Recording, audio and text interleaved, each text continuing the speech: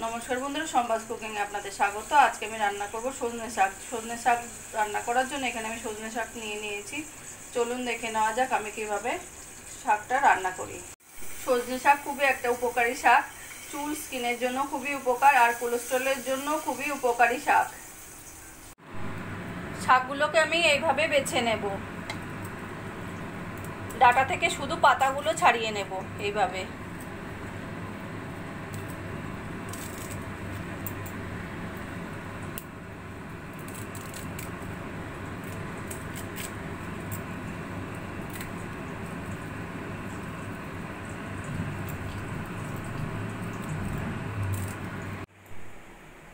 কড়াইতে তেল গরম করে দিয়ে দেব 7-8 কোয়া রসুন কুচিয়ে নাও। রসুন একটু সোনালি হলে দিয়ে দেব একটা মিডিয়াম সাইজের পেঁয়াজ পাতলা পাতলা করে কেটে নেওয়া। পেঁয়াজটা একটু হালকা সোনালি করে ভেজে নেব।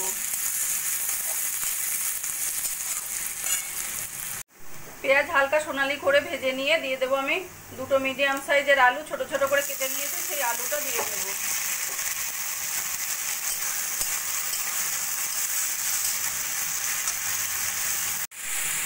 দিয়ে দেবো পরিমাণ মতো নুন হলুদ দিয়ে ভালো করে আলু ভাজা ভাজা করে নেব।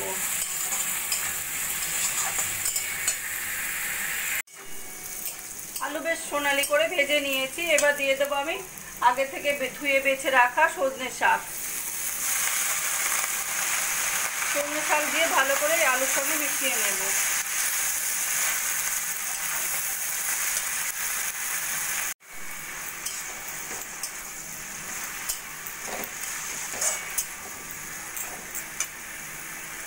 পুরো শাকটাই আলুর সঙ্গে মিশিয়ে নিয়েছি। এবার একটা ঢাকা দিয়ে লো ফ্লেমে আমি রান্নাটা করে নেব।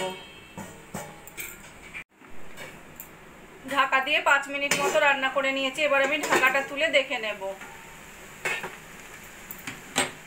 শাক অনেকটাই কমে গেছে আর শুকনো শুকনো হয়ে গেছে। এবার দিয়ে দেবো আমি দুটো কুচিয়ে নেওয়া কাঁচা লঙ্কা। কাঁচা লঙ্কা দুটো ভালো করে শাকের সঙ্গে মিশিয়ে নেব। নিয়ে খুন্তির সাহায্যে এইভাবে একটু আলুগুলোকে ম্যাশ করে দেব যাতে শাকটা বেশ মাখা মাখা হয়।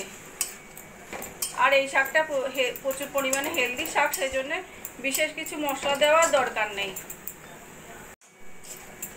বন্ধুরা, আমার রান্নাটা যদি ভালো লাগে প্লিজ লাইক করবেন আর কমেন্ট করে জানাবেন কেমন লাগলো।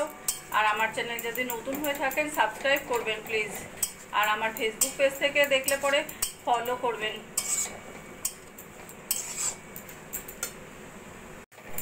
আলুগুলোকে এইভাবে খুন্তির সাহায্যে ম্যাশ করে নিয়ে আরও 2-3 মিনিট মতো শাকটা রান্না করে নিয়েছি। এবার আমি গ্যাসটা বন্ধ করে দেব।